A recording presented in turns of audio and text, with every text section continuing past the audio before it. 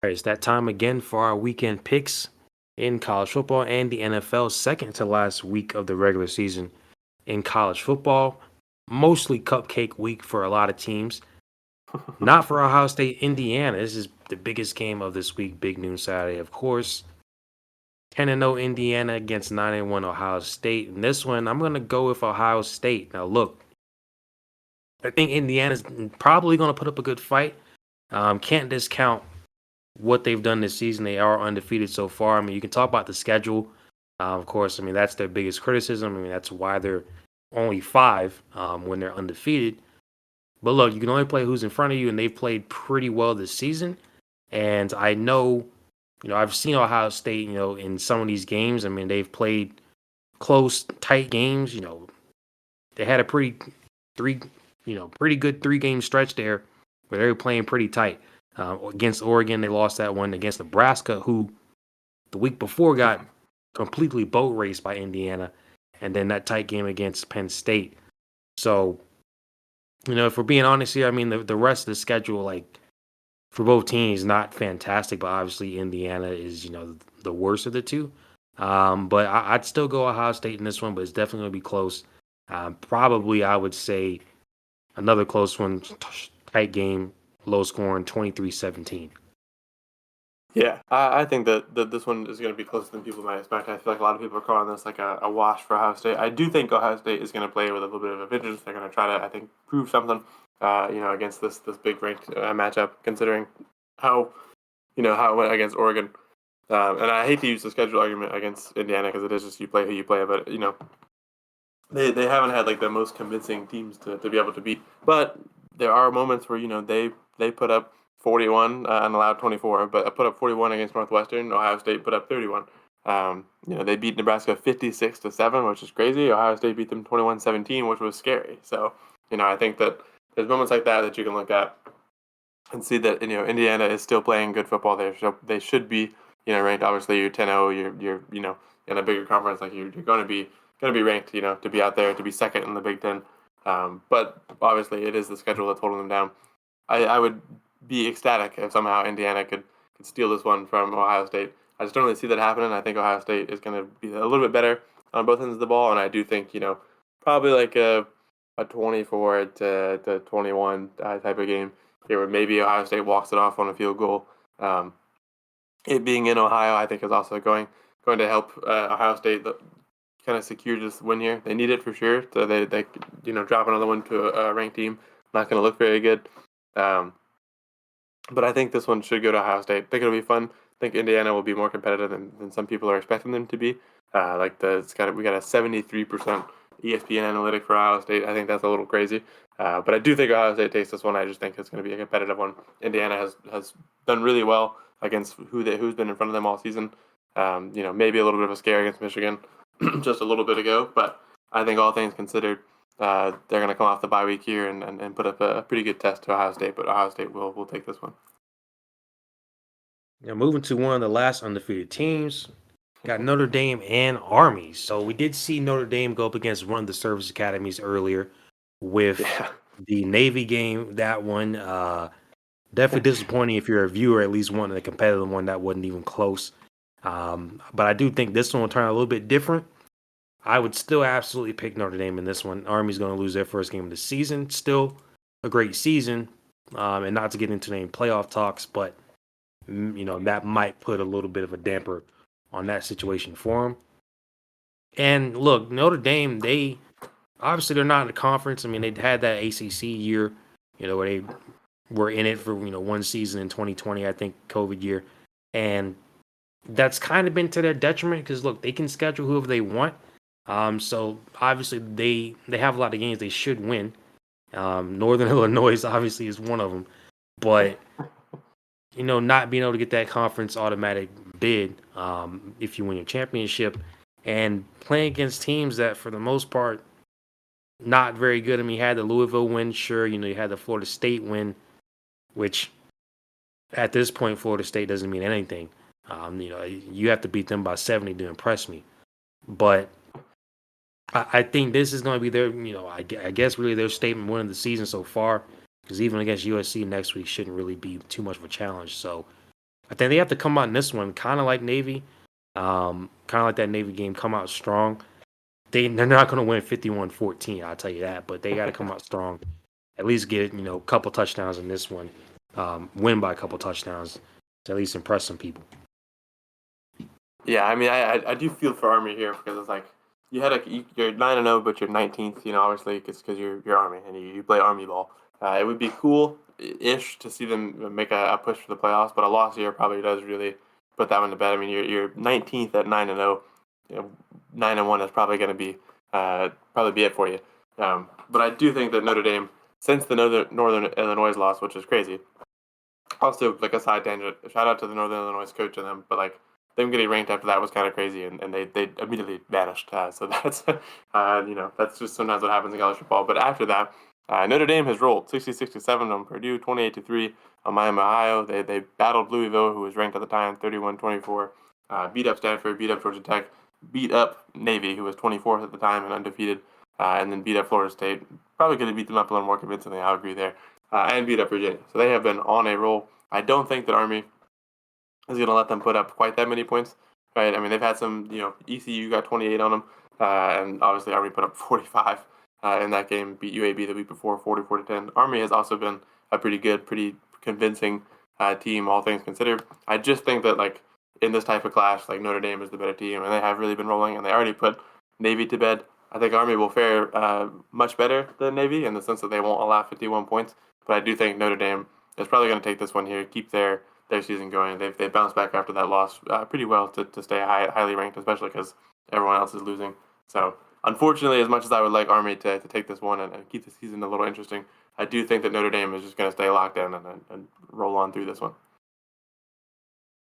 Yeah, so to move on to the NFL. First game from Sunday, we're going to talk about Niners and Packers. This one, I actually admittedly have to change my pick here. I was going to pick the 49ers, who, of course, they're not the better team than the Packers right now. But I was thinking, the 49ers really need this win. That division is still real tight. They just lost another divisional game to the Seahawks. They needed this one. But Brock Purdy's going to be out as well as Nick Bosa. So obviously huge on the defensive side of the ball, but Brock Purdy being out, and you can say whatever you want about him not really being a game changer at QB, like he is still a good QB. And I don't really think Brandon Allen is going to be able to go out there and get the job done, even with the weapons out there that they still have left that aren't injured. I just don't really see that happening, even against a Packer team that kind of been weird all season. And again, I don't want to say they're, overrated or anything like that. I mean, they're 7-3, but I mean, they've played a ton of tight games. I mean, that one signature win for them, one huge win against what we expect to be a good team, the Cardinals, we'll talk about in a second here, 34-13. I mean, every other game has been pretty tight. A tight game against Jacksonville, they maybe probably should have lost. They got a huge game, against the Bears. Like, they've been playing it pretty tight this season, and that's why I was going to try to go with the Niners, but I can't do it. I'm going with the Packers.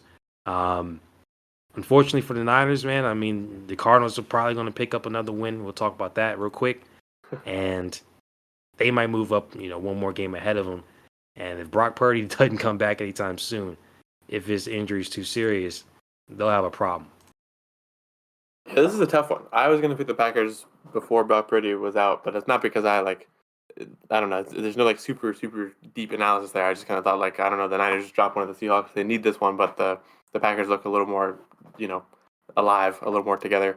I think first of all, the one positive the Niners might be able to take out of this one, unless they win by a lot, is a PR boost for Brock Purdy. if they come out and they can't put anything together with Brandon Allen, maybe we can move a little bit past the Brock Purdy is a system guy kind of arguments that we go through. But the Packers defense has been a stingy defense. They've been pretty tough.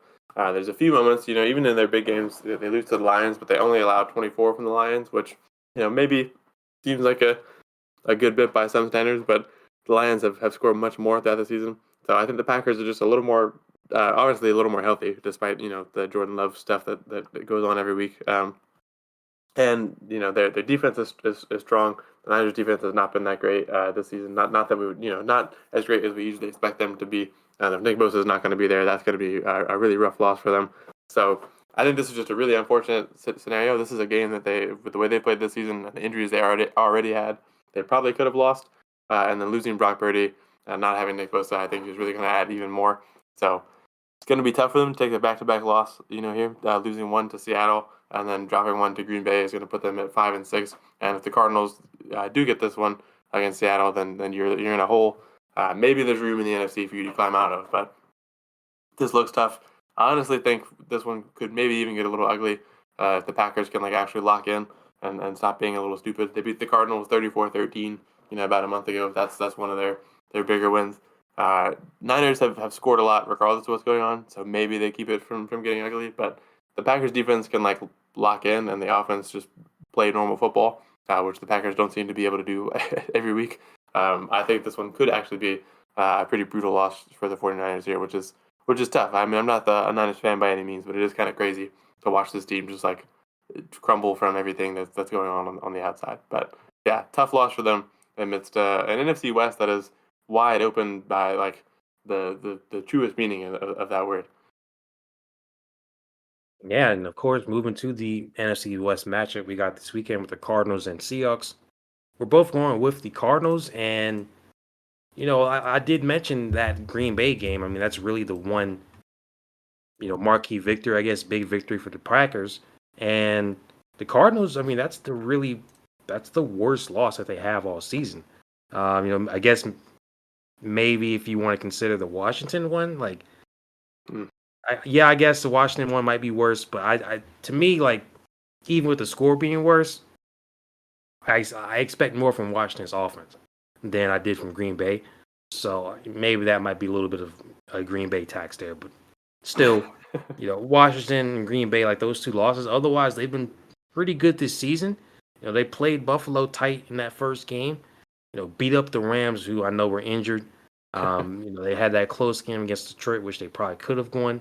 And lately, they've been on a 4-game winning streak, albeit against not the best teams. But again, you play who's in front of you, and the Packers will play some of the same teams anyway, being in the same division. So, Seahawks, on the other hand, I mean, I know they just beat the 49ers, but they've been too inconsistent for me to really put any kind of trust in them. I mean, the whole NFC West is just weird right now.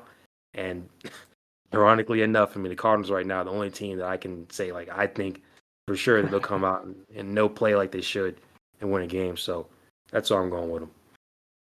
Yeah, I think there was obviously the Seahawks started 3-0. I picked them against the Lions, which did not go well. I think there's a point in the season where I thought the Seahawks, were the NFC West team, one of maybe two, the Cardinals being the second one, that kind of knew what they were doing and were locked in week to week. After a little bit, though, it really seemed like the Seahawks lost that one. They've had a turnover issue, right? Uh, Geno Smith has thrown 11 touchdowns. Kyler Murray has thrown 12 touchdowns. Kyler Murray has thrown 3 interceptions. Geno Smith has thrown 11.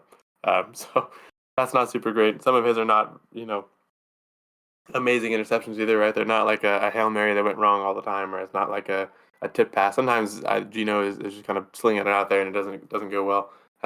They're both good quarterbacks. I just think that the Seahawks are a little more mistake prone at this current moment in time. I think the Cardinals are a little bit more consistent, right? You beat the Chargers a few weeks ago, which is tough. That's a hard defense to get around, and they shut that offense completely down, leaving them at 15 points. You play the Dolphins with Tua. You allow 27, but it doesn't matter. You're able to walk it off, get your field goal to 28, 28, 27, take that one out. Stomp the Bears. That offense hasn't been great, but you put up 30 on that defense, which is supposed to be a big wall, and then beat up the Jets.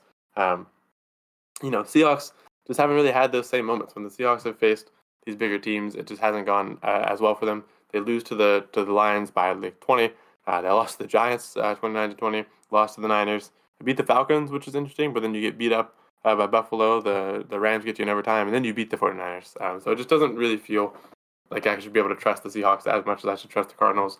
Offense is a little better.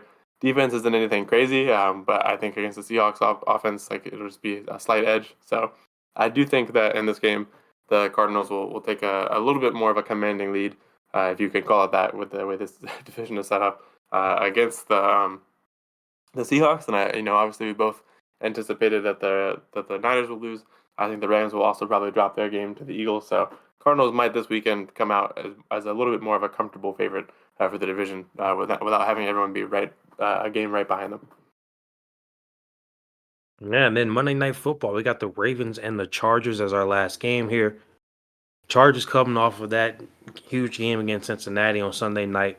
Ravens coming off of that loss against the Steelers Sunday afternoon. So I'm actually going to pick the Chargers in this one. I was a little bit kind of unsure. Like I figured the Ravens would bounce back, and I think offensively they will. And I said it in the Bengals video. The Chargers, the fact that they even let the Bengals come all the way back like they did, gave me a little bit of concern. I mean, Justin Herbert, second half, not amazing really outside of that last drive. And that defense, of course, letting Jamar Chase just abuse you the way they did. A little bit suspect there, but I think we've seen at this point in the season, it is possible now for that Ravens offense to be held down if the defense gets some turnovers and if things just aren't really clicking for them, it's possible. And right now, that Ravens defense, they only held the Steelers, of course, to 18 points, just a bunch of field goals. But I feel like that says more about the Steelers now, especially after what we saw last night against the Browns. I think that's just more of what the Steelers kind of, Steelers Ravens rivalry is. I don't think that's really a reflection of the Ravens defense. So still put more faith in the Chargers defense right now, against the Ravens offense that has been able, we have seen that they've been able to underperform in certain situations. So I'll go with the Chargers here, but that's probably going to be a real close one, probably 23-21, something real close like that. Yeah, I think the Chargers defense is gonna keep this a low scoring game, whether they win or lose. I'm taking the Ravens in this one, but it's a tough matchup to face the Steelers defense one week and the Chargers defense the next week. The Bengals did just make the Chargers defense look a little more penetrable, but obviously I think the Bengals are a little more high flying through the air. The Ravens have been great in the air this year, but they're just not. They don't quite have the same kind of type of guy that you have over there in Cincinnati, like Jamar Chase or T Higgins. Zay Flowers is great. The tight ends are great. It's just kind of a different dynamic of an offense. And we've seen the Chargers do well against teams with great running backs, right? Like the Browns don't get to go very far. The Saints didn't do anything with Kamara. The thing that is confusing, and we're a month removed, so I'm not going to use it as too much of fuel against the Chargers here, but scoring just 15 against the Cardinals doesn't entirely make sense with the way the Cardinals have played this year. I think the Chargers just kind of got a little tripped up here. But I think it's going to be close. I do think that we're going to probably see both teams in the 20s, maybe a field goal apart, maybe less, depending on some turnovers and things like that, the way that the scores can kind of add up when things get tough with the defenses. The Ravens defense is definitely not what I would call a tough one, so I think the Chargers will score well. But I think the Ravens will just be able to kind of overpower them a little bit.